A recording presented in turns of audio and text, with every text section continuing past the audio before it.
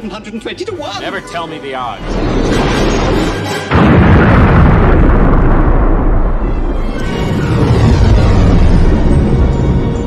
Great shot, kid. That was 1 in a million.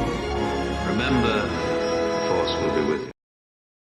What's going on, ladies and gentlemen? It's Benny with Byron Donalds. It is November 7th, 2023, Election Day, and we are inside of Capitol Hill in Congressman Byron Donalds' office. We're going to have an amazing show for you. Representative Comer is going to come by and talk to us Biden impeachment. Anna Paulina Luna is going to be here in a moment, along with an entire incredible Base Caucus of Congress. Memer of Congress, Mike Collins, will be joining us along with the great MTG. But right now, Byron, what's up, my man?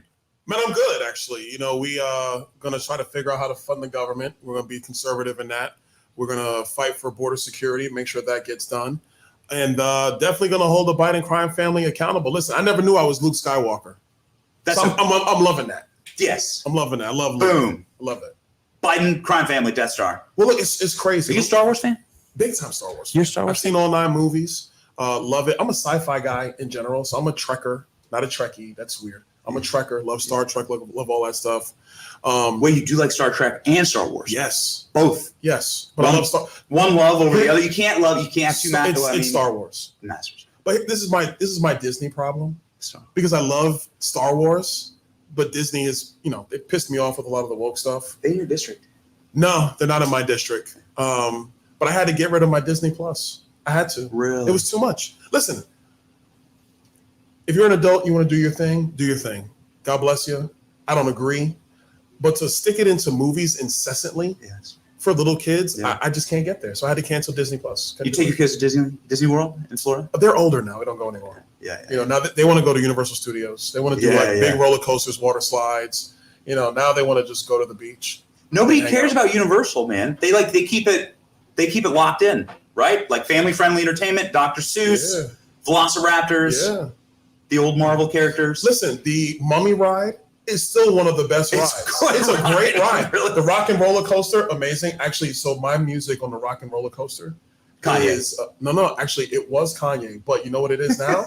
Beastie Boys, Sabotage. Yes. One of the great hip hop songs of all time. Love it. I think I'm gonna use that to come out on stage at one of these rallies. Yes. I think it'll be insane. Turning Point, Amfest, December. That could happen. Done. You gotta let the beat drop. Lauren, I know you're watching.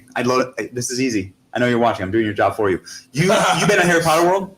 Yes. By the way, so one of the things I'm doing right now to get away from Capitol Hill mentally, I'm rewatching the Harry Potter films. Really? I'm right now in the middle of The Prisoner of Azkaban.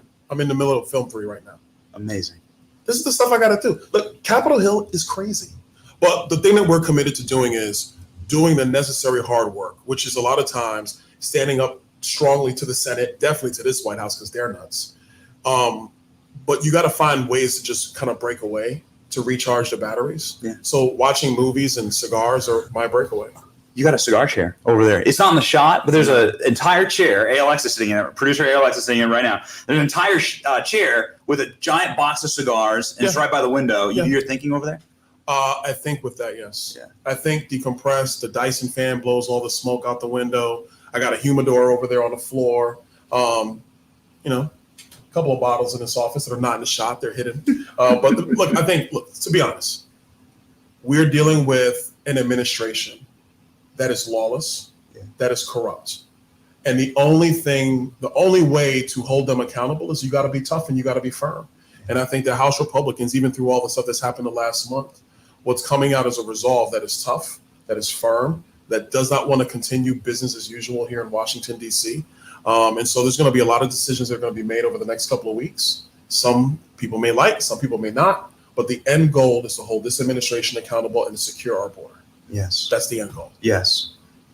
Real quick, back to the cigars. Would anyone stop you from smoking in Congress? No. Is this normal in Congress? Do people smoke? Listen, there's a couple members. I'll let them I'll let them talk for themselves. There's a couple members. They don't do pocket squares. They have 3 sticks. And depending on the day, depending on what's going on that day, I know how well the day is going. Because if there's only 1 stick by like 3 o'clock, I'm like, oh, it's one of those days, isn't it? They've already been through it. No, a lot of members smoke in their offices. You don't have to smoke outside? You can smoke inside the building? Yeah, you can smoke inside the building. Most people don't know that. That's not allowed in most places in America. Yeah, but Capitol Hill we're just basically like, no, you're not going to tell us that this is no smoking. Like, we're going to smoke, and it's a thing. Some members smoke every day, and you could tell by the smell in the hallway where you are in the complex. Cigar smoke, everybody. Cigar smoke, not smell. Cigar smoke. Or where you are in the speaker voting nomination process. Listen. If you start smelling something that's not tobacco, you're like, oh man, it's getting bad. No, that's for outside. That's just for the streets of Washington, D.C. That does not happen. That's right. This city smells like weed, man. This city smells bad. It does, all the time. Yeah. But I have to be clear for my colleagues, America, there is no marijuana smoke in Capitol Hill. It does not exist. Now, when you hit the streets in D.C., I can't control that. It's pretty wild. But inside the halls, it's cigar smoke. So you ran for speaker. I did run. A couple times. You've been nominated a couple times. Isn't that crazy? Are you going to be speaker one day? No. Yeah. I'm serious. No, I don't think so. I mean, look. We endorse you. Our show endorsed you. Well, I love, and the audience loves thank you. Audience loves you. That job's a tough job, man. Mike Johnson is great. I pray for him. He's got a tough task in front of him. Yeah. I got his back. I'm going to stand behind him. Yeah. Because I want him to be successful. This is the most conservative person to ever be Speaker of the House. Yeah. I'm going to stand behind him so that he can get his mission accomplished. But for the future, nah, man. The only thing I want to do is see us win for the American people. Yes. So whatever that role is, I'm up for it. But it's about victory. And so, I think that the tough part in politics now is, and I get it, our voters, they're pissed, they're passionate, they're fed up, they're tired of the lies, they're tired of the weakness, they're tired of, what'd you knock over? I was in the flow. Your spectacles. I was going. Hold on, Congressman. I'm watching this. Watch it through there. He's gonna watch it through there. But they're tired of all the usual stuff. And so if it meant running to be speaker to try to change that, so be it. If it means being supportive of Mike Johnson, which I'm gonna do, so be it. Did you hear the huge hit job on Mike Johnson? I mean, he may not even be able to survive this one. You hear he's not rich. Man, he's like an average man who has a mortgage and has bills to pay. This is huge. This just broke in the media. I'm sorry to have to do this to you live. So a huge scandal. Mike Johnson apparently isn't filthy rich off of government contract money and lobbyist money. And so how can you trust a man like that? You know what? That's just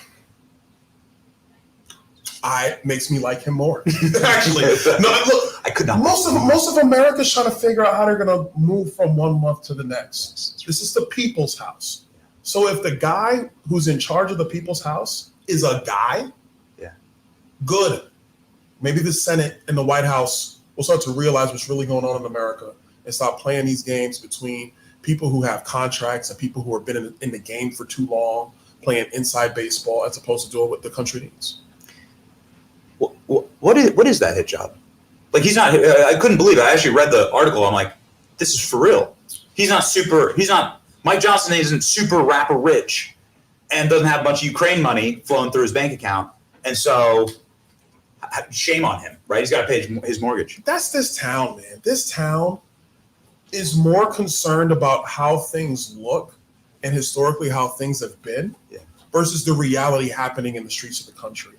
Because every time members go home, you hear from people at home, and you hear from Republican activists, you hear from people in the supermarket, you hear from your friends at church, you hear from neighbors on the street. You get the real sense of what people are thinking about and concerned about, and it's different than what this town is concerned about. So them going after the fact that Mike Johnson's not a rich man, I say good, because that means that the interests of America are actually going to be represented. And look who we got. Look who's coming into the show.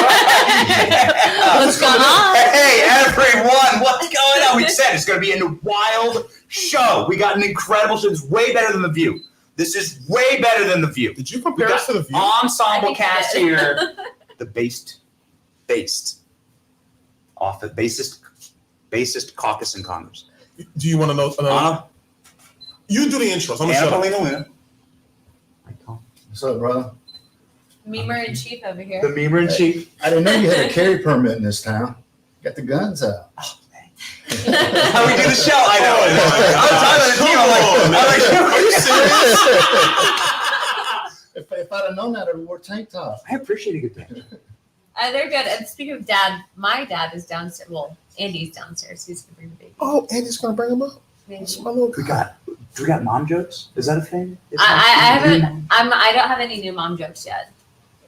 So You're working on it? Yeah. Working on it. Congratulations. Thank you. Very happy, and you too. How's life navigating Congress with a newborn? It's been interesting, but one of the coolest things that I did during my maternity leave is I actually read through the House manual. So you know how thick that is? It's like this big, and found some things that I could use in my toolkit. So last time I busted out a toolkit, we censored Adam Schiff. This time, hopefully, it'll be a bigger lift, but we're gonna get it done. So You gonna censure Rashida Tlaib? What's going on? I think actually she is gonna get censored. Yeah. Really? I do. What does that mean? Right? Is that like kindergarten? Like you have to sit in the corner, you put on a hat? You were very, very bad. You have to listen to my Collins' dad jokes all day. That's it. It's a disciplinary tool, but I think the biggest thing is that you're going down in history as a POS. Yeah. So POS. a person of shame. Okay. I'm just checking. I just want to make sure. Person of shame. Okay, can we talk for just a quick second? Because I was walking up here to the office. It's hard to find these offices. It's like labyrinthine in Congress. And I walked by her office, and she has the Palestinian flag up, right? But she also has the Pride Progress flag. Yeah, I know. Which does really seem like a Contradict. dichotomy to me. It doesn't seem like that should be, that's not the same world, right? Like Look, to be totally honest, not even to be glib about it, for people in the LGBTQ community who are pro-Palestinian, quasi-pro-Hamas, pro-Hezbollah, they do realize that if they were in Gaza or in Lebanon, that they would be tortured and executed. they do that. That's what they would do. That's what the UN says they do. So I don't understand how you could be in support of groups politically that would kill you. Literally. That makes no sense to me, but it makes sense to her. One of the reasons why she's a person of shame. I think it's person of shame. I think it's an even bigger Person of shame. That's gonna be It's so good. polite. Your POS It's is so person of polite. shame. But I do think it's incredibly disturbing that they have this one perspective that they're pushing via the propaganda machine in the mainstream media that, you know, this is supposed to be an all-inclusive movement, right? And that yet they're failing to realize that, one, Hezbollah and Hamas and everything that these people are doing, they're really holding civilians hostage. They're failing to condemn that. And then when we call them out on it, it's just they double down on their position. And it's actually interesting because they said that the Republican Party's fractured. You should see how fractured the Democrat Party is right now over this. agreed. Well, Joe Biden can't get like 30% like in the polls, I don't so think nobody he's wants Joe gonna- Biden to run for president anymore. So what's going to happen? Are they stuck with him? Newsom. I think it's going to be Newsom. No, I think Joe's staying. You think No, so? I think Joe's I think out. Joe's staying. Yeah, I think I've Joe's said out. He's that out? before. I don't think Really? Joe's gonna- How's that going to work, right? Like, what's the mechanism there? Because it takes forever to get on the ballots in these states. Like, you need a big army of lawyers and stuff. Like, Well, I mean, how are they going to do that? Gavin's already gone over to China to get talking points. Yeah. For the Yeah, Democrat right. Party. Yeah. So you know he's ready. I think that He's also they're- sniffing little kids. I saw that in China. He like tackles the boy with the basketball, right? Grabs him up. He did that. Yeah, and then grabs up the little kid, gets a sniff in there. Is that a requirement? Joe to get Biden's like, Democrat nominee now? and you got my endorsement there, baby boo. It's kind of a Joe Light, you know. Yes, Joe White. He's working on it. I think right now what they're doing is they've been angling him for a while, and I think that they're not stupid. They know what we're doing on oversight. They know about the information coming out with these investigations, and so I think that they're anticipating that he'll likely be, you know, the subject of an impeachment. Yeah. And I think that they're getting people lined up to take over. Oh yeah, It's not gonna be I think you'll know within the next couple of weeks. It Really? depends on how much they just let Joe and Hunter hang out there. If they just let them go and these subpoenas just start going through and they start having to testify, yeah, man, they're done.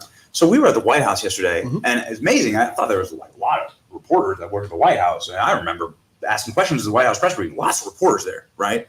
I don't think that's changed. There's graffiti all over the White House grounds now because of a Palestinian protest, but the graffiti all said FJB.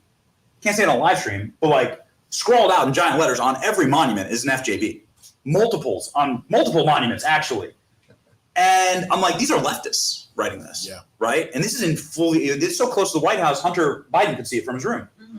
And like, does anyone like Joe Biden? Well, I think that's going back to how fractured the party is right now. Yeah. The Democrat Party is over what's happening, not just with Israel, but also too. In fact, they don't really like him. They've never liked him because he's not as progressive as they want Yeah. him to be. again, we are fighting people that are essentially pushing Marxism. And I think that when people hear that term, they're not necessarily seeing the gravity of that situation. But I mean, it is pretty interesting. You see these people that were literally trying to jump the gate at the White House. Right. And that's supposed to be normal, peaceful, passionate protest is what they call it. Yet when everything happened on January 6th, they basically said those are insurrectionists, terrorists. There's an issue with white nationalism is everything that they tried to say. And Guy's shaking the fence, right? Yeah. On January 6th. He's got like 10 years for shaking a fence. yeah. And That's in the filing. He shook a fence. Well, I mean, But then this guy's shaking the. he climbed up on the fence of the White House, which is no small fence, by the way. It's like a 20-foot tall fence. Oh, it's tall. And they're shaking that, and there was red blood smeared all over. We saw it. Mhm. And is anyone going to catch a case for any of this? I don't think Not so. with this Is there town. anything Congress can do? Because this is what drives the audience nuts. It's like we complain and then nothing happens. So Congress, we don't have criminal law capabilities. Yeah. That's Main Justice. Yeah. That's the U.S. Attorney under the District of Columbia, the same guy who's been overcharging and going after people who walked into the Capitol on January 6th. Didn't break a window, didn't do anything with Capitol Police. They walked in. And this guy's coming out with giving them years. Meanwhile, the guy who's like basically one step from being gunned down by Secret Service, because let me just tell you, hop the fence at the White House and see what happens to you. Yeah. Secret Service will mow you down. Yeah. That is their job. They will do it. But anyway, coming back, that guy's up on the fence. That's a federal offense. I don't think Main Justice is going to do anything about it. I mean, I've seen, you guys have all been to the White House. You see the guys with 50 Yeah. cals up on the roof, Oh yeah. right? They got, you have to assume, even if you're standing out there, they got something trained on you at all times, Yes, right? sir. In every direction. Well, one of the most frustrating things, and I think Byron being on oversight with me, is one, we went to the DC prison here where they were holding some of the people from January 6th. And when you see that they are basically preventing these people from taking their cases outside of Washington's jurisdiction so that they can actually receive a fair trial, that's when you realize, one, these appointments top down are absolutely problematic. But even sometimes, I'm sure you can probably weigh in on this, and you as well, but it can be frustrating because it felt like up until recently that everything was getting either slow rolled and or people just weren't wanting to take those votes, maybe Holloman rolling some of these people that are in positions of power. So you have us, we're up here, I promise you we're fighting, but it can feel like sometimes we're yelling into a vacuum. So let's talk about oversight. Let's talk about Jim Jordan's. We just found out 10 hours ago while we were at your event last night, Congressman, like that we were on a censorship list from the federal government. On Twitter. I said immediately, Steve Miller, like, sue him. I will join your class action lawsuit. The federal government has taken away our constitutional rights. They have organized, and this happened under the Trump administration. Not that this government's big, right? But like they were. Imagine how bad it is now, Yeah. right? So they thought they could get away with it while Donald Trump was president, and imagine how bad it's all happening now. And so we're on this list, right? And Jim Jordan just released this incredible document cataloging how the government just effectively grabbed all of our tweets, sent them in to social media companies, said, take these people offline. My producer was taken offline. We were effectively like shadow banned entirely through the election, couldn't get any engagement. Again, the question is, what is the recourse? I would love to join a class action lawsuit. I know it's hard to sue the government, but I would love to join a lawsuit with everyone else on the censorship list and sue. What's next? So I think with that, there's two things. One, there's a class action, or not a class action, a lawsuit that Rogan DC Drano has for a joint state actor with the state of California and the Biden administration for censorship. So that's going to be a Supreme Court case. I'm pretty sure it's on its way up. But the second thing is going back to what Jim Jordan had requested. So when we were in oversight, we had Yoel Roth in there from Twitter. Yes. You actually had evidence that Twitter was communicating with CISA under DHS. So that's a government-funded program or organization, and that they were actively working to suppress information in regards to voter fraud, conservative viewpoints leading up to the 2020 election. So I think one of the things that we can do is, with the information brought forward by Jim Jordan, I think that Yoel Roth perjured himself based on the information that was put forward in the Google documents. If that's the case, I mean, that's contempt of Congress. So I think that that's the first thing is, can we bring that forward? The second thing would be is that these, again, are appointed positions, but with the appropriations that we're working through now, I think that there's an accountability mechanism for organizations like DHS and CISA, but that would be the appropriations that we have to work through. Because you fund him, but I'd like to, I really want to put a pin in this. You think he perjured himself where? Where did Joel Roth? So I specifically asked him if he was communicating on Jira, which was a cloud server platform, and he pretended like he didn't know about it. He had no recollection of it, and then we brought forward his own communications from that platform. And so if you're lying to Congress and then Jim Jordan's bringing forward those receipts for that, that's perjuring yourself. So then what happened? I mean, we're looking at Joel Roth catching a case? It goes Well, I back think it's to his main second. justice because now Merrick Garland and the Department of Justice, they have to step forward. I agree with your position about going through that. And if he's in contempt, we should do that 100%. And then there's a referral that is made to the Department of Justice. And it's in the Department of Justice hands if they're going to pursue charges. It seems to me the only charges they like pursuing are the ones dealing with Donald Trump or dealing with conservatives. And it's one of the big issues we have about what the Department of Justice needs a complete house cleaning. But Anna's absolutely right. That's where this thing is going. But the censorship of the federal government, it was the 2020 elections. To be frank, it was the 2016 elections as well. And so it was the midterm elections to a degree, and they're going to want to do the same thing next year. So holding this stuff accountable right now is critical. Yeah, and Benny, if I could add on to that a little bit, I mean, we've only been in charge since January, and then it took us a little while to get our committees up and running. And I know America wants instant gratification. I do too. I don't sit on those committees, but we want people to be held accountable. But Byron's exactly right. This all started way back with Obama. There was a systematic process that they were going to indoctrinate America and take us to that socialistic, that Marxist regime that they want. But Donald Trump stood in the way in 2016. I think scared the stew out of him. Oh, he did. That's why they went after him and made sure that they're trying to kill him off any way that they can.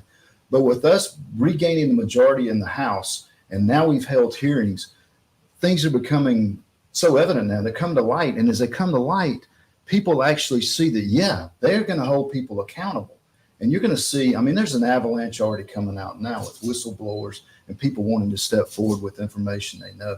So I don't think this snowball is nowhere near the size that it's going to get. You're famous for using memes, Congressman. They're putting memers in jail. You better watch out. Right? Douglas Mackey.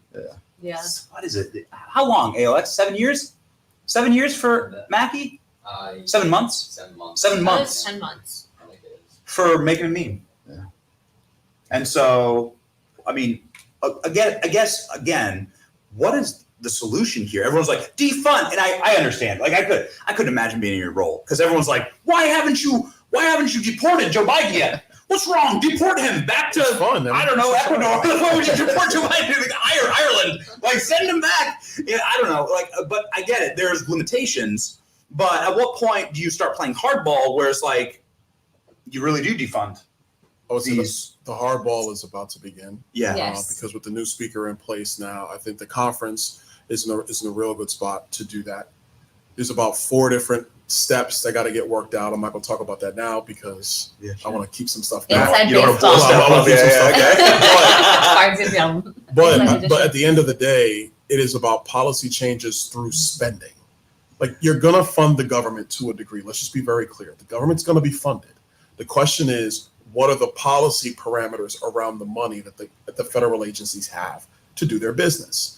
That's step one. Step two is, this is a political question. Donald Trump is now president. We have a House majority still actually, I think we can grow the House majority. We now have the Senate. So the play call the first time around in Trump's first term was, well, now we have all 3, let's do something. Yeah. And, the Obamacare repeal got blown up by John McCain. We couldn't even get a wall. That's why that's changing yeah. now. And we're trying to lay the foundation for 2025, first 100 days.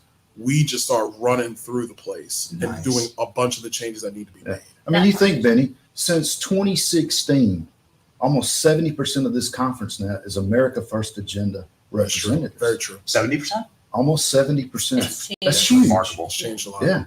So the whole outlook on how we run and operate Congress is different from 2016. That's remarkable. What is the biggest thing with Mike Johnson? Like, give me people are very interested in him. Most people, he was an unknown entity, right? Unknown quantity for most Americans. You know what? My Our dad, audience is pretty excited about it, but we still don't know really much about him. my dad's always told me one thing. he's always said, son, people got to trust you and they got to like you. And he's got both. Yeah. I think the biggest thing for me is that he's a constitutional attorney by trade. Yeah. And so there's a lot of this parliamentary procedure specifically going into the impeachment inquiry and hopefully vote on impeachment, but that he understands from a perspective of Pelosi, they were like piranhas with what happened with President Trump. And I think him having that foundation could not be a better opportunity for us to really show to America and expose the corruption that exists. And I think it's interesting is that you have members here that are conservative leaning, but a lot of the other members in other districts were worried that they were maybe not going to get reelected if they took certain votes. But because there's so much information out there now in regards to the corruption, how could you not take that? But most independents are leaning in favor of this now. And so I think that flushing out, being out there in the ether with social media, us having X now is a huge deal to share that information. So you're going to see some stuff. Are you going to drive a Cybertruck? I don't know about that. I think it's kind of ugly. I know. Sorry, it's a little ugly, but maybe we'll do a test drive or something. I think it's designed. It's like a masculine design. I think men really like something that is designed to repulse women, and men like it. I don't know. You drive a Cybertruck? Would you drive one? Dude, I'm busy. Like I haven't even seen it. You haven't seen it? No, I haven't seen it. It's like it looks like something out of Tron minus the lights. Oh, I'm for it. Hey, like send it to me. I'm in. Yeah. But I'm in for this. So we're looking at a 70% America First caucus. Yeah. And people don't understand how incredible that is, the generational change that's happened. And we need more people. Hey, so but real quick to that piece. Yeah. It's now getting that into the Senate. Yes. So you get a lot of House members that come up. House members, they run for the Senate. They run for the things that happens. Getting that mindset into the Senate is the next step. Yeah, because that moves slowly. That's like the Senate. That's a generational thing, right? Suspicious body. McConnell's like the Sith Lord. Okay, to be clear, I'll say it. Okay, no, Star Wars is He's like the Sith Lord of the Senate, but in all seriousness, we need some new blood. He's the Sith Lord of the Senate. Yes. Really? Yes. Yeah. I'm probably gonna get so much. I don't care. He's the Sith Lord of the Senate. I've posted it. I mean, he really is suppressing a lot of the conservative ability up in the Senate, and I think that there are some great people like Rick Scott's crushing it. Senator Mike Lee's crushing it, but they are absolutely suppressed because of it. You know why Rick Scott's crushing it? He's Florida. Yeah, he's from Florida. That's Florida's based. We do good things. We do good things in Florida. It's incredible. Don't look to Georgia. You're all right. Hey Benny, real quick. So remember I told you how members smoke in the Capitol? Yeah. And depending on what's going on in the day, by the way, that's the buzzer for the floor, everybody. It's not a fire alarm. That's the buzzer. It goes off all the time. It's not Jamal. That's the floor buzzer. But anyway, so we have members who you could tell how the day is going by the number of cigars in their pocket.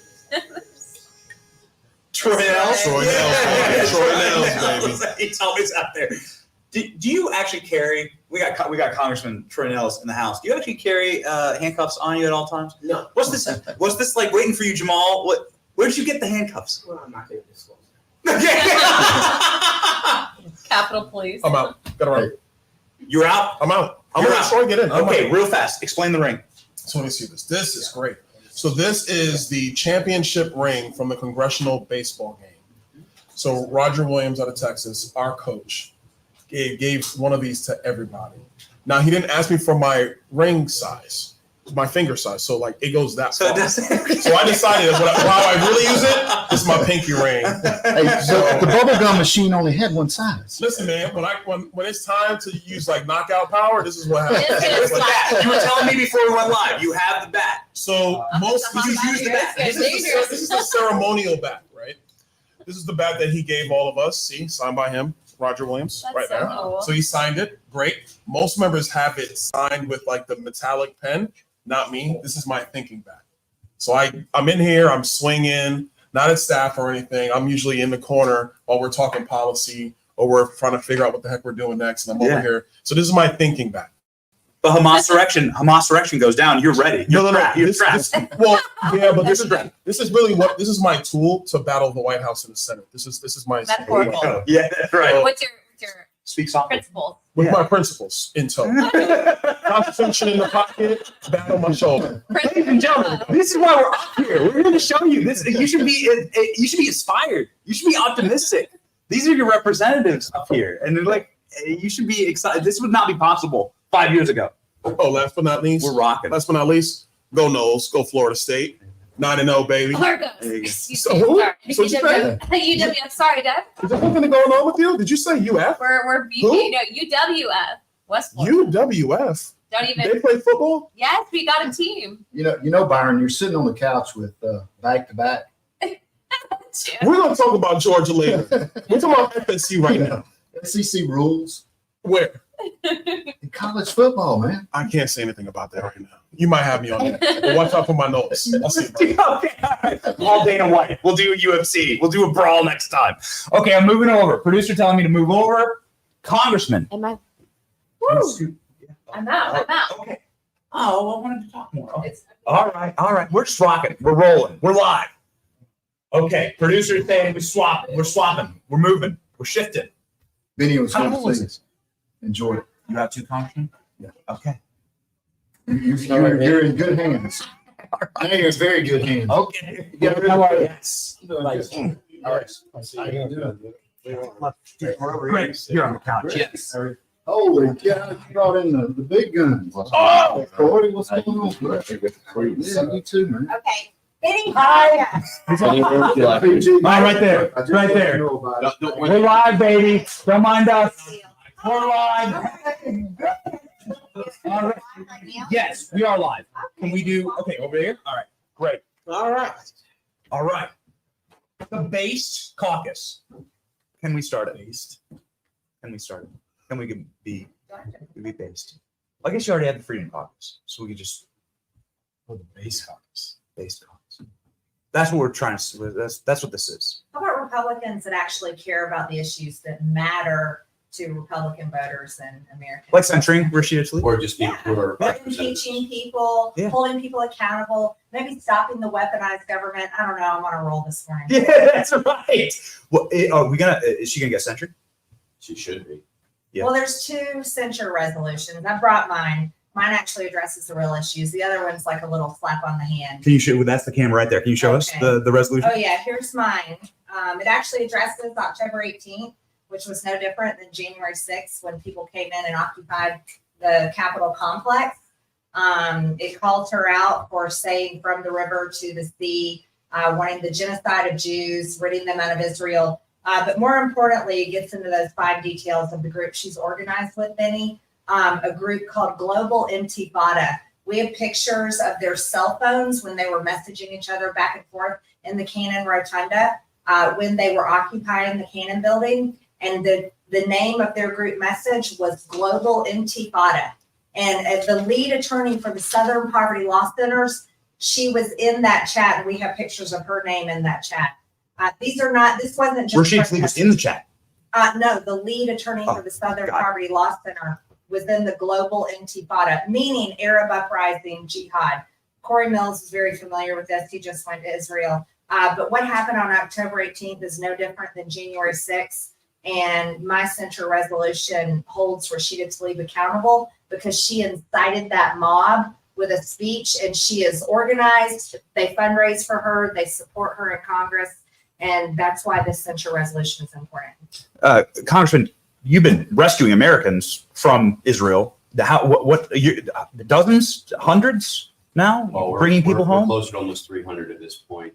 The first 77 through ground evacuations I conduct personally. So we did 32 on the first day, focusing on more the Golan Heights, the Syrian border area. So Tiberias and Haifa up in the coast of Nazareth. And then the second day we wanted to focus on areas that had been more rapidly hit. So we went to the West Bank, did quite a bit up in the West Bank, and then also into Jerusalem, and then to the south of Jerusalem as well, closer into the main affected areas where we were doing consolidation points. But I want to talk on something Marjorie just hit on. I mean, look, the same way that you had this special counsel, Jack Smith, who is being weaponized to go after President Trump, who they know is trying to basically just run his race unopposed, or not unopposed, but unaffected. They're utilizing this to go after them, but yet they try to levy this idea that USC 18, I believe it's section 231, talks about essentially weaponizing and going after criminal like penalties for free speech, right?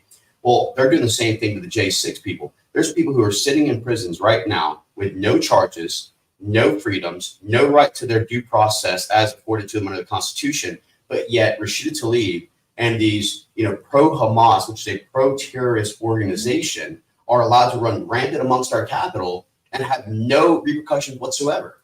I mean, it's just so ridiculous. And you know what? Let them continue to try and play those games. My focus, as it has been since October 11th, is saving Americans abroad, because it's obvious the Biden administration is not going to do a single thing. They didn't do it in 2021. I went over in 2021 and conducted the first overland rescue of Americans out of Afghanistan, which is a mother and 3 children born and raised in Amarillo, Texas. To Marjorie's point, or like you were talking about with the Base Caucus, it's not even about being the Base Caucus. It's about a caucus that's tired of talk and actually wants to do something. We're ready to be representatives, not politicians. Representatives of statesmen act, politicians talk. The one thing we don't have a shortage of in DC are politicians who want to talk. That's all we have, both on the left and the right. And that's why we need the base to come out. So talk and versus action. There was a Hamas insurrection at the White House. They're going to keep doing this. Yes. Yeah. So Congress was the first target, White House next target. Yes. We're sitting there at the White House yesterday filming. It's like desecrated. They desecrated our monuments. Yeah. There's spray paint. Shockingly, all the spray paint says FJB. Yeah. What was said on the live, but like all the spray paint is like crude messages to Joe Biden. Hunter Biden could read them. Just do the 8-ball Hunter Biden. You can see it from your room at the White House. And you could. I mean, it's all there. And what? Like there was a J6er that shook a fence and now in prison for years, right? Shook a fence. Hasn't even gone into the Capitol at all. Yo, I'm looking at X, and I'm seeing all this fence shaking, and they're like wiping red blood all over the fence. Owen Schroyer, he's spending 30 days in solitary confinement.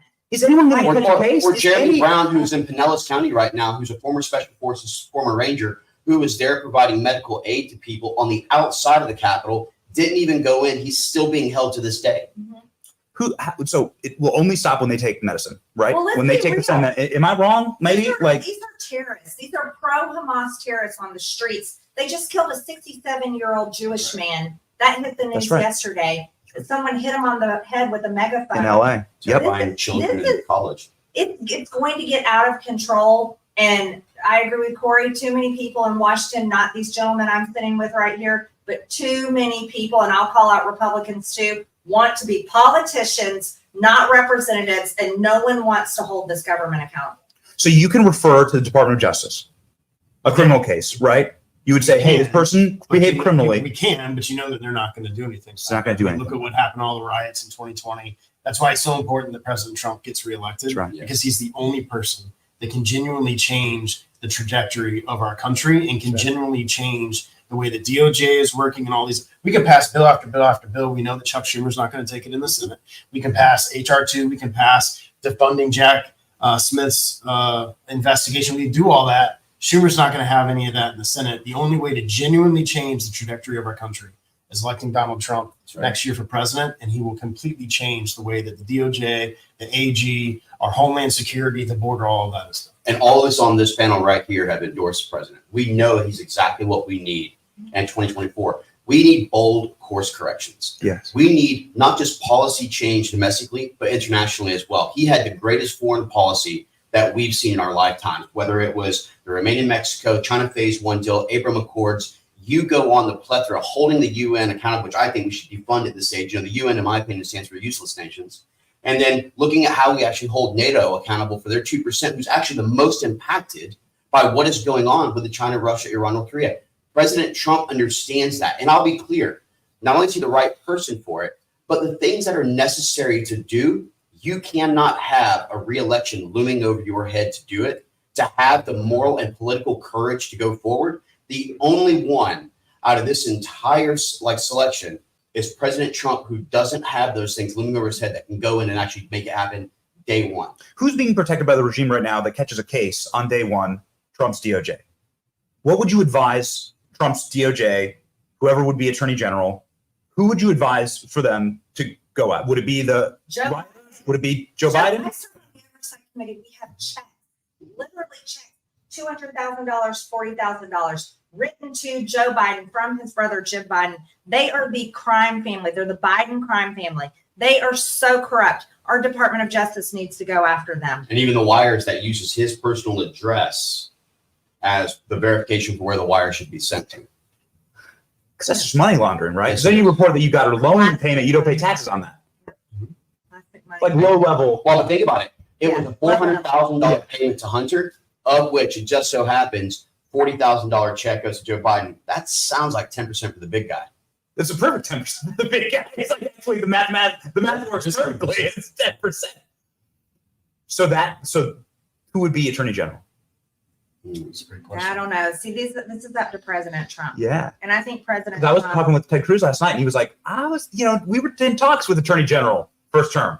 And I was like, man, that would be it. That would have been, that would have probably changed the course of the nation forever. Yeah. Actually, if you had had a strong Attorney General that wasn't such a pussy on Russiagate and forget Like it. Sessions. Right, that's right. That didn't wasn't a little muppet, right? We And that need would have a changed. And then you would have had protection for the president. Yeah. But it would have changed the entire course of the country. Maybe I'm wrong. The Attorney General is incredibly important, Yes, it is. though. extremely Selection important, but they also have to have a managerial expertise because it can't just be a figurehead. This is the entire Department of Justice that is infected with resistance attorneys that view their job as the ability to politicize the Department of Justice and harness it against the American people and any of their political enemies. So this person has to be fearless. They have to be committed, and they have to be loyal to the president, loyal to the American people. And the thing is that you can't just come in and say, oh, I'm going to abolish the DOJ and the FBI. That's not reasonable. It's something that we'd all love to see, but it's not reasonable. We need real reform in here. And what we have to understand is the FBI actually leads the nation when it comes to seeking down child pornography, child sex traffickers, things like that. The idea that you're going to have these people just run around with red meat eater rhetoric saying, abolish the entire FBI. Well, look, state and local police force are not trained up to be able to handle that at time. But what we do need is an AG who can come in, who can reform things, who can repeal some of the actual administrative duties and responsibilities that the FBI has been abusing for a long time. And we have to take a very long look at Section 702, at Article 1 of FISA, to make sure that it cannot be utilized against the American people and it can be used for its intended purpose, which is actually foreign intelligence surveillance. They have continued to avoid the question, which is that what are the analytical links that enables me to utilize FISA? And they try to say that it has to have foreign interrogation properties. Well, here's the thing. I can link any person in this room, if I want to, through however many degrees of separation to justify the abuse of this and run it through the FISA courts. And we know the FBI is the most grossly abusing of the actual FISA process. So we need an AG who can come in and actually understand how to prevent this weaponization against the American people, how to reform and make the necessary cuts, because I think you have to shrink massively what the roles, responsibility, and scope is of the FBI, and we have to return the power back to the American people as opposed to holding it here in D.C. Have Republicans forgotten how to wield power? Yes. Like, have we had our balls cut off? Sorry, Marjorie. They don't have any balls, most of them. I agree with Mr. Stubbe here. I think every decision we make, I think many of us said it to Kevin McCarthy when we took to the majority, every decision we make in the House has to be in the best interest of getting the White House in 2024. I think our base is frustrated. You could form weaponization, all these committees and this, that, and we can talk, we can get on Fox News, we can expose $200,000 checks, 40,000 checks. What does it matter, right? We can expose all this, but if you don't have the White House, I don't care. You can pass HR 2 all you want. It's dead, and we know it's dead in the Senate. So our focus should not be bickering amongst each other and figuring out who should be the Attorney General. Our focus should be Donald Trump in 2024. That's it. Nothing else, quite honestly, really matters. Yes, we have the power of the purse. Right now, our president is being crucified up in D.C. They're trying to take him off ballots in Colorado, Minnesota, Michigan. Fannie Willis is an absolute nut job, in my opinion, a racist. And they're going out there trying to do things in Georgia. And we're sitting here talking about these other things. I'm focused on January 6th, and I know Mr. Stubbe and I have talked about it. You know, I don't know why we shy away from January 6th. We're afraid to talk about that, but we need to talk about that. We need to talk about January 6th, because if you don't think Adam Kinzinger and Liz Cheney and all the liberal media, the nut jobs, the dishonest media is going to start bringing that into this 2024 election, as once Trump is the nominee and he is our nominee, it's going to be highlighted every single day. Matter of fact, they've indicted for it. So my focus right now is making sure that Donald Trump gets back in the White House, and I want to help kind of lead that effort to bring the counter narrative to that sham committee. Because I'm telling you, there are moderate Republicans out there that believe Donald Trump is at fault for January 6th. Be furthest from the truth. We need to expose it. Are the tapes going to be released? And what will they show? Right? Like, can you fill us in? Because release the tapes. We're like, there was a rumor that went out, I think this past week, that our new speaker, Mike Johnson, was releasing all the tapes. That's not true. A limited number of tapes have been released to the Blaze, and they'll be bringing that out. And from what I've been told is they're trying to work a process to release more of the tapes. Mm-hmm. And I think the American people are hungry for them. But many of them have already been seen. Tucker Carlson did a great job highlighting them. Julie Kelly did a great job. John Solomon, many others have highlighted these tapes. Now the Blaze will do the same thing. But I completely agree. We need to have no fear of January 6th because many of these people did nothing wrong. They walked into the Capitol. And that's all they did. And they shouldn't be persecuted like they are. We should fight back against this narrative. We can say the election is stolen all we want to. There's nothing wrong with it because I do believe the election was stolen. I do believe Donald Trump won in 2020. And I don't care how mad and angry the left is and the media and whoever wants to make fun of me for saying that or anyone saying that. Elections are extremely important. And you know, Troy Nels is absolutely right. Donald Trump is being persecuted because he's winning. And they are going to do everything they can to stop him in 2024. And they're going to do everything they can to steal it again, Benny. And we should be talking about that because they are going to try to stop him, whether it's Colorado, Minnesota, Georgia, my own state, any state where they can take his name off the ballot or they can use the systems with the absentee ballots. There's nothing wrong with talking about that because the absentee ballots are ripe for fraud and many states did not change their laws from 2020. And these are the things that matter to us. And Greg Stibbe's right. Troy Nels is right. If we don't have the White House, we can do nothing. But still at the same time, it is our job as elected Republicans to fight as hard as possible in our capacity and pressure other Republicans to stand up and be courageous because these are trying times. These are perilous times, and we're losing our country. Margie, you're right. Can I make a comment on it? And I've talked to Mr. Sugar this, and I've talked to the Speaker about it, Johnson, about taking a deep dive into the January 6th committee in and of itself. We hear a lot of rumors. Oh, they destroyed this, they destroyed that. You don't have the evidence anymore. The sham committee, I don't know if anybody here has read the report. It's over 800 pages, but it's a hell of a read. I think that we need to form a select group of us to go in and look at the committee, the January 6th sham committee, and what they may have hidden. There's so much. You could take the monkey off of Speaker Johnson's back by saying, form a small group, form a committee, and let's just send all the tapes. Let's get all the tapes and get it to that select committee, I think, and let's let them look at what's out there. There's so many unknowns, but right now the American people have heard from Benny Thompson, the puppet, and Nancy, the puppet master. We got to have a counter narrative because that's what they're going to use in 2024. They're trying to indict him for it. They're trying to keep him off the damn ballot. We should not shy away from January 6th. We shouldn't do it. And I think there's enough out there, and I think I know enough about it that I can let the American people know that January 6th is not Donald Trump's fault. Anyway. No, it's Nancy Pelosi. What Marjorie talked about earlier is key, though. Security of the Capitol. The election Nancy integrity. Pelosi. The election integrity, though, that Marjorie mentioned, people glaze over since 2020. That is such an important thing. And bear in mind, there's media clip that you can find to this day in 2004, where when they were going to do mail-in ballots, Jerry Nadler came forward and said, mail-in ballots are too susceptible to fraud. That's his exact quote. But now when they found a way to actually manipulate the system, to work ballot harvesting in their favor, to steal elections, all of a sudden now they're all in favor for it. We can't lose the attention on where we're at right now. And watch, you just saw the new poll that came out by New York Times, whereby President Trump is now leading in 5 of the 6 key swing districts, Wisconsin being the only one he's down by 2, which that's a rally and a half, and he's already up 4. And we see how poorly that President Biden has continued to do. We see the corruption that's coming forward. We see what's happening with the Hunter Biden stuff.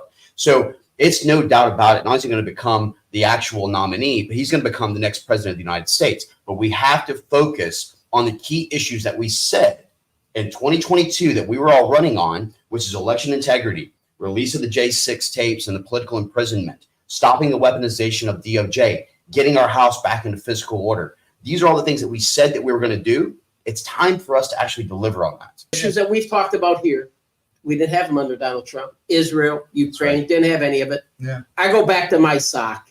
You miss me yet?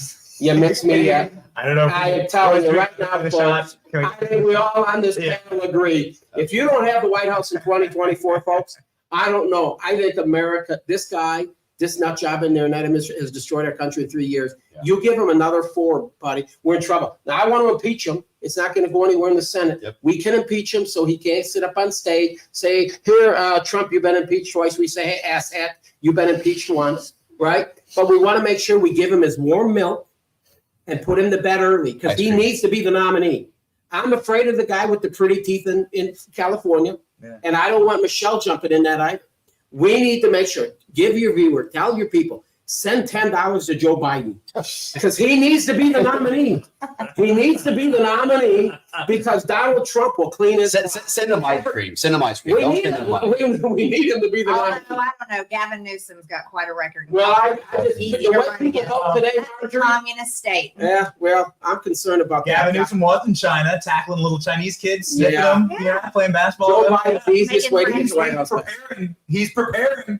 Okay, for I that. think we need to get Ben and Jerry's to actually create like a child's hair snipping flavored ice cream. I think that They probably Joe already Biden's have the easiest one. way to get the White Ben and House. Jerry's in probably has 2024. one. Probably, yeah. So you don't think they're going to do the switcheroo? Vermont. Yeah. Will Joe Biden be the nominee? I think so. He has to be. I think you will. Thank you. And Kamala will stay on his. Pray about it, folks. Because that was the big I don't question. know. I'm Kamala not was having a convinced. meltdown. I I heard think it's that. yet to be seen. Yeah, but I was They don't Kamala seem to was like having each a other. meltdown though I already. don't live in DC anymore. They don't seem to like each other. No, they're rarely seen together. Well, Maybe Kamala other things that we knows don't know. the racist. She called it out on when they were running against each other. And well, He is and, a racist. accused him and actually said we also know that He's you sexually also a assaulted. womanizer. Yeah, you sexually assaulted someone, and then when she got done with it, after he had picked her as VP, she goes, "Well, it's just politics," which means basically I will lie about everything as a Democrat. You think they're going to make it to 2024? You think they're going to make it to election day? Because we're a year away today. Today is election day. If you have any election Right. day messages You hope so. to let Get out. any election Look, day. we live in a time where everything wrong is right and everything right is wrong. I'll believe anything happening is possible. Because everything that's happening shocks me every single day. I don't know where we're going to be a year from now. I don't know if we're going to be cheering because we elected President Trump and can't wait to bring him back, or if we are going to be wondering how in the hell we elected another dementia patient for another 4 years. I think it's yet to be seen, but I think the American people need to fight. We have to fight. So those polls look pretty bad. I mean, everyone's saying statistically there's no chance that Joe Biden can win this election. I agree. Doesn't But then seem again, like that, it. Beyond the margin of fraud, we have Steve Bannon right, on if we right? have election integrity, Polling above that's the margin why of I mentioned that earlier. Election. We have to have elections matter, as Marjorie pointed out. Both Greg and Troy are absolutely right that we have to just focus on 24, but election integrity has to. Brian Steele had brought something which I believe is called ACE or AIM, which actually helps us look at election integrity and try and get something in place. But we've got to really focus on that. We have to have the poll watchers and poll observers and monitoring it closely and actually getting out and vote. We have to beat the Democrats at ballot harvesting for the states that enable ballot harvesting. We have to outplay the Democrats because 24, we keep saying this, 2020 is the most important election in the world. We see now full destabilization in the Middle East. We see China, Iran, North Korea, and Russia, and all the rest who are actually leading the charge right now to eliminate the US dollar as global currency, who are attacking the petrodollar, who are utilizing weaponized WHO and WEF, who have taken over the continent of Africa, Oceania, expanding Eurasian borders, cutting off Western Hemisphere supply chain, drowning us out while the White House weakens us militarily, diplomatically, and economically. This truly is the most important election we'll ever have. And if we don't get President Donald Trump back in office, we're all damned. Who's Trump going to run with? Ooh, that's a great question. That's up to him. He's got Tough time. question. I know Trump calls every person, Everybody always in asks this that. room, Trump's on the phone with I twice think- a day. I'm aware. I think So it's who do you more think? important for him to focus on that list he has and who he's cleaning out of this town. That's right. He'll pick someone good for VP. It's more important to make sure that list gets taken out because the swamp is deep. The I asked swamp about Attorney runs General the- because it does seem as though there were so many lost opportunities Gets out. in 2016, 2017, when Donald Trump takes the oath. There were so many lost opportunities. Unified control of Congress couldn't even get funding for the wall. But he was a political outsider at the That's point, right. and he was a businessman. Now he has seen the true He depth knows now. of the swamp. And when he Loyalty. comes in, there are lessons learned where he is going to clean house, not at the top level, not at the secondary level. Look, I was a business owner. When you do a merger acquisition, I used to hire a third party to come in and do what they call ABC, which is activity-based costings, where you would evaluate the individuals in the company to say, that person could stay, that person will be redundant, let's bring in someone new. He treated it very similarly as a political outsider, which we want a businessman. We want a political outsider, not someone who's been corrupted or can be corrupted by the swamp. But he has seen with his own eyes the snake and the actual gator pit that sits here in the swamp. And he knows now how to properly go in and absolutely eliminate those who would work against the agenda. The narrative out there in the media is that Republicans are all divided, right? And everyone's divided. And the speaker's race, and they had to have votes for the speaker. But it seems like Democrats are more divided than Republicans. It seems like there's like this massive civil war inside the Democrat Party that's going on right now. And they all hate Joe Biden, right? Like the polling out of the Democrat Party is like Joe Biden, Black voters don't like him, Hispanic voters don't like him, young voters don't like him. Donald Trump is tied with Joe Biden for voters under 30. Whoa. Like, it does seem like they are facing a huge crisis right now as well. Does that play out here in Congress? Like, Do you see sort of Palestinian Hamas issue has definitely shown the divide within their conference. Yes, it's ripping them You apart. have them so far left progressive members in their conference The Hamas that caucus. support literally terrorist organizations over our ally Israel, and there's a lot of Jewish members in the Democratic conference. Yes. The Like bill we Jerry passed Marcus. on Israel last week, there was 8 Democrats that voted. It was interesting as they waited till the very end until they knew it was going to pass to vote for it. But that I would say is the biggest issue right now, is dividing the Democratic conference. Do you think Jewish Americans will stop voting Democrat? They should. I They think should. That's for But I them. also Be think that they're showing seeing them. what's happening right now. I mean, look, you've literally got the Senate under 2 Democrats, Chuck Schumer and Mitch McConnell, who absolutely refuse to take the bill up. And we have to acknowledge the fact that people that are here in the House, whether it's Jared Moskowitz or the others who are Democrats, they've taken offense to the fact that you've got a Hamas caucus who is continuing to try and promote this terroristic organization and shooting down aid, but yet Joe Biden wants to throw $60+ billion into Ukraine, the most corrupt nation in the world.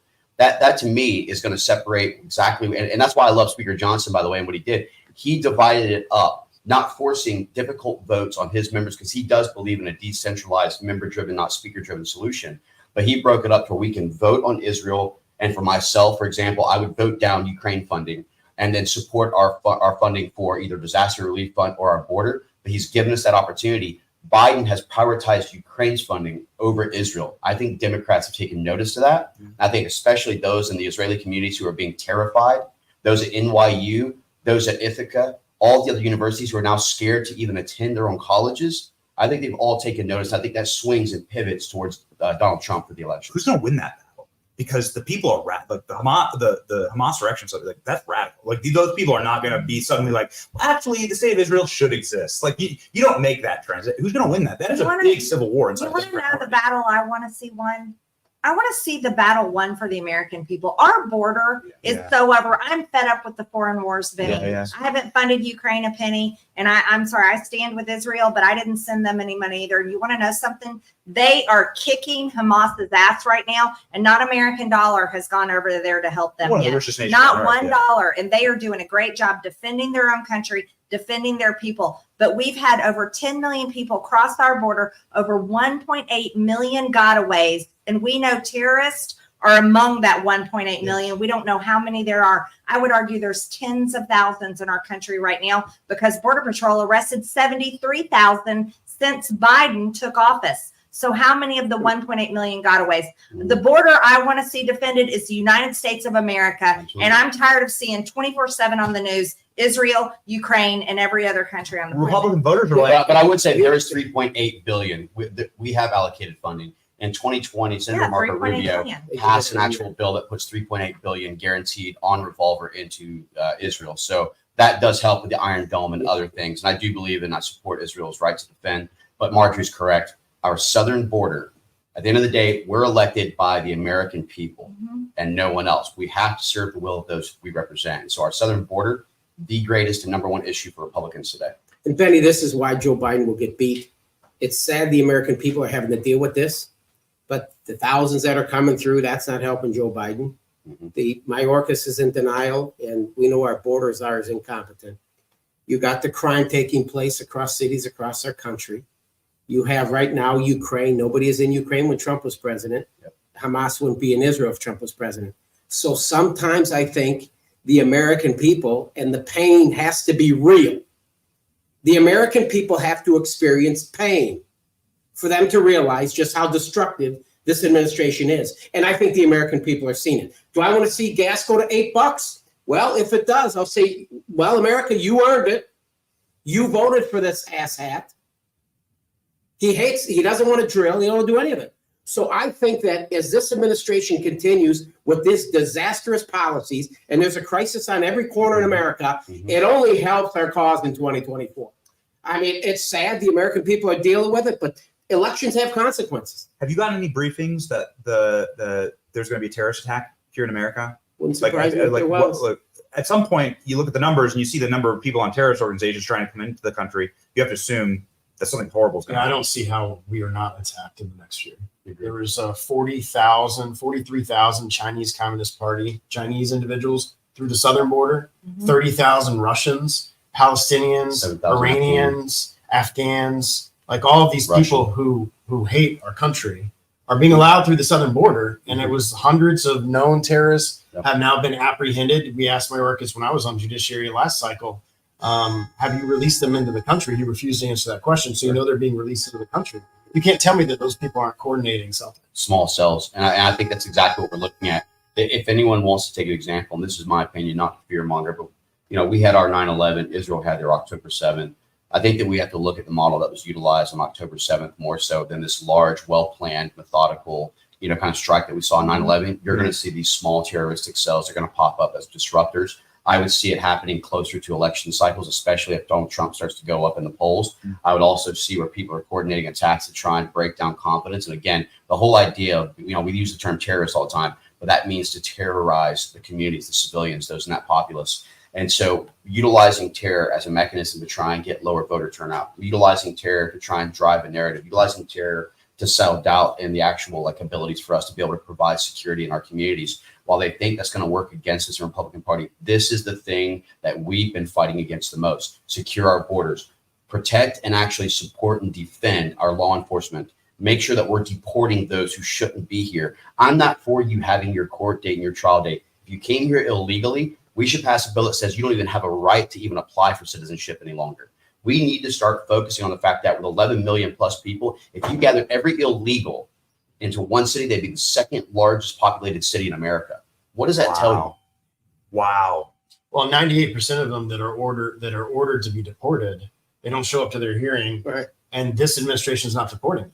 So there's, I don't know the exact number off the top of my head, but I can guarantee you it's in the tens of thousands of people who have had their amnesty hearing, who were found by a judge to not qualify and has been ordered to be deported, and this administration is not deported. It's the long game. They're going to be voters one day. And New York's already trying to say you can vote in local elections even if you don't actually have your American citizenship. And I like what Marco Rubio just talked about. If you're here in these college campuses on a student visa, which a lot of times they're expired anyway, and you're trying to support a terrorist organization being a pro-Hamas like protester, I think that we take you right there and we send you back home. No excuse for us to be able to maintain this kind of hatred here at home, the anti-Semitism, the anti-American rhetoric. We've got to protect our own citizens, and that's one of the ways we can do it. Well, what about Christopher Wray? He just told Judiciary Committee just recently, he told them there will be terrorist attack in our country. Yes, he did. And Christopher Wray is spending all his time tracking down grandmas that walked through the Capitol on January 6th. How many of those people that attacked the White House this past weekend waving the Palestinian flag, cheering for Hamas, who just murdered innocent people in Israel? How many of those people is Christopher Wray tracking down while he openly admits to the Judiciary Committee here in Congress that there will be a terrorist attack here on American soil? I mean, I just don't know how you politically survive that, right? Joe Biden's policies directly lead to that. I can't see the comment section right now, but I know exactly what people are saying. They're saying, we gave Republicans Congress unified control of the Senate and the House and the executive in 2017, and we did not get wall funding. And what But will, the wall what will wasn't being change built. in 2024? But The speaker wasn't. Right. So But that goes through like what work have we done? Well, and keep in mind, there was wall being built. That was Republicans There was that wall. didn't fund the wall. This could be our own worst Yeah, enemy. Paul Ryan went and made a video saying I'm going to do the wall, and he lied. He lied to everyone. Yeah. Paul Ryan lied to everyone. But we did have Remain in Mexico. We did have other articles that actually did protect us, and there was wall being built. Not at the rate that it should have. Our border is not secure. We didn't codify it in the way that we should have.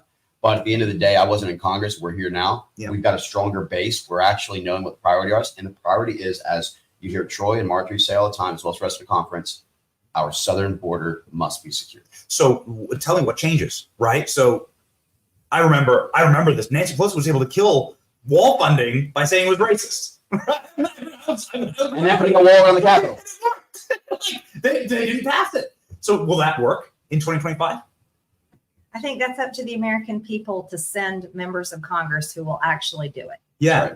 And that's where primaries matter, and that's where elections So Republicans matter. will actually do it in 2025. Please send us Republicans that will actually do it. Yeah.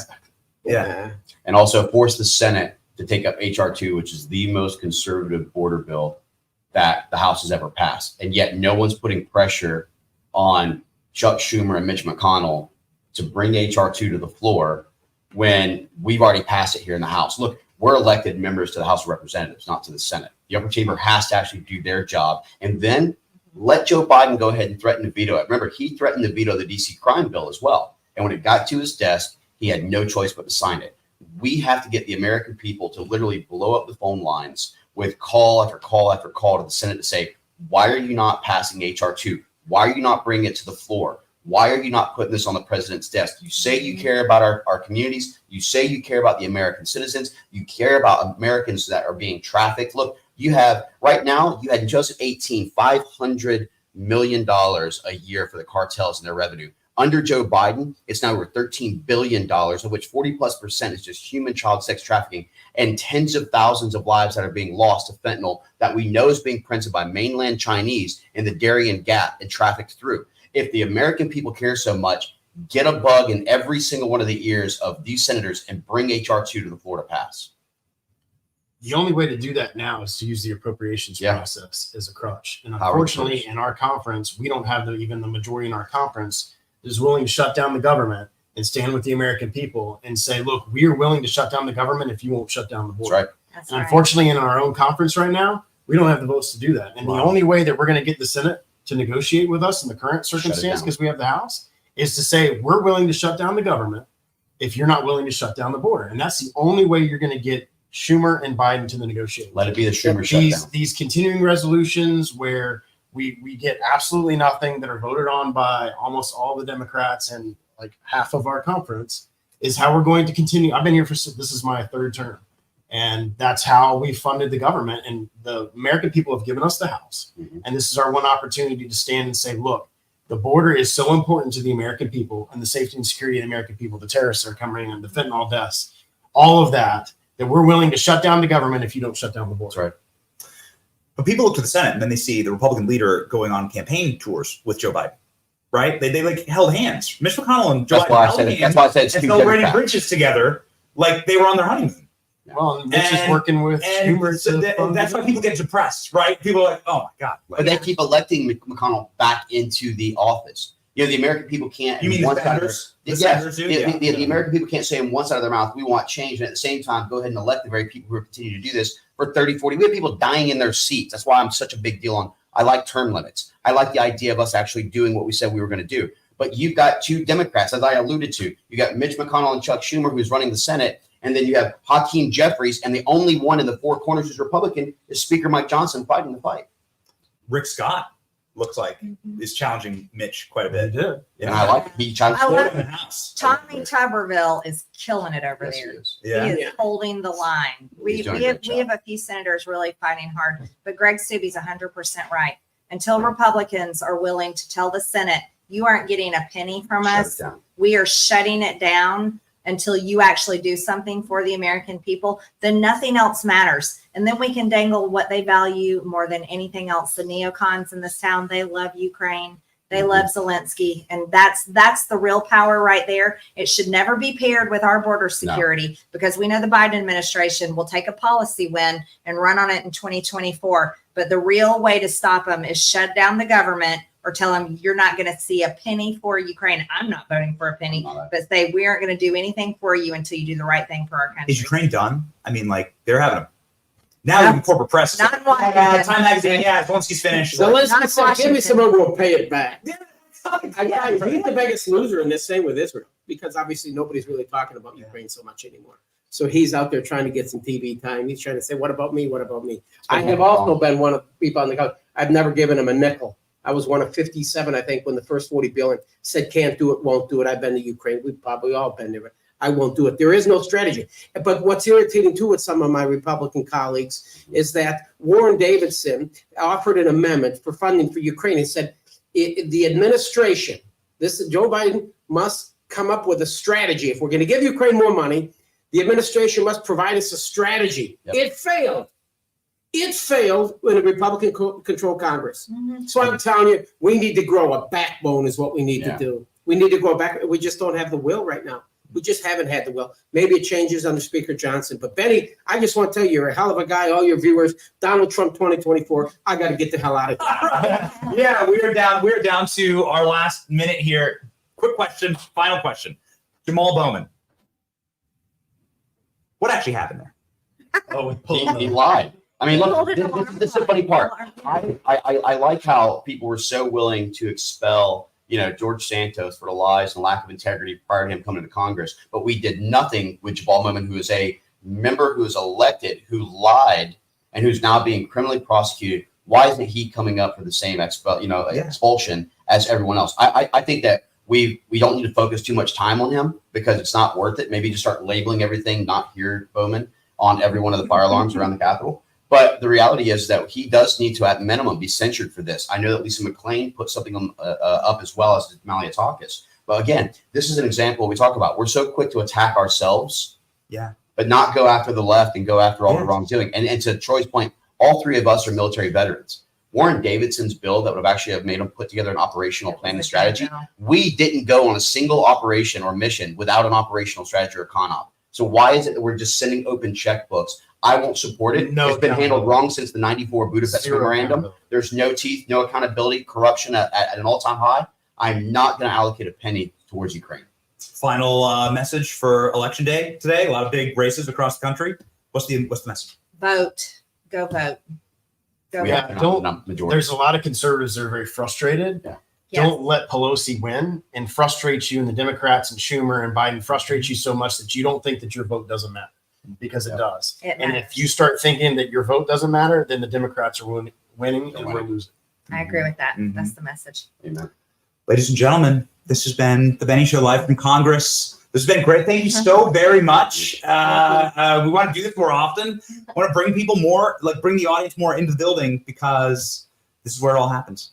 Right? Thanks, Benny. Thanks to Byron Donald for letting us crash his office. Absolutely. Yeah, pretty cool office. Smoking chair over there. See ya.